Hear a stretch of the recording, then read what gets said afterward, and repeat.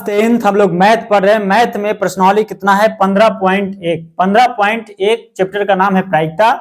हम लोग question number solve करने जा रहे हैं छठा क्वेश्चन पढ़ो। तो कहता है कि एक थैले में केवल नींबू वाली महक, केवल क्या है? नींबू वाली महक वाली मीठी गोलियां हैं। बात को ध्यान दीजिए। कहता है कि एक थैले में केवल नींबू की महक वाली मीठी गोलियां हैं, है ना।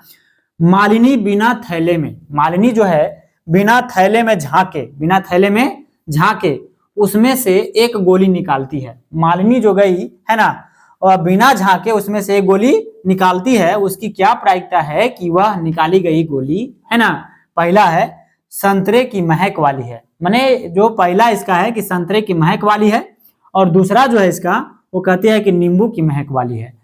मालिनी है ना, और नींबू यहाँ पे लिखा है कि एक थैले में केवल नींबू की महक वाली है। ध्यान में रखिएगा कि थैले में क्या है? केवल नींबू की महक। नींबू की महक है तो यहाँ संतरे की चर्चा नहीं है, नींबू की चर्चा है। किसकी चर्चा है? नींबू की। तो बात को ध्यान दीजिए, संतरे की महक वाली गोली है। इसका जो आंसर जाएगा, यानी संतरे की महक वाली गोली है ये नहीं है, तो इसका आंसर क्या होगा? 0। क्या हो जाएगा?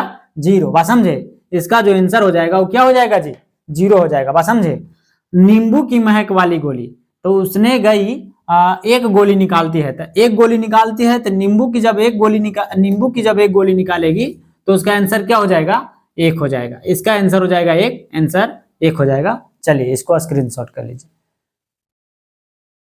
अब हम लोग 7वां क्वेश्चन देखेंगे। 7वां क्वेश्चन है कि यह दिया हुआ है कि, है ना, यह दिया हुआ है कि तीन विद्यार्थियों के एक समूह में 2 विद्यार्थियों के जन्मदिन एक ही दिन मनाया जाता है। रोक दे रे काट दे।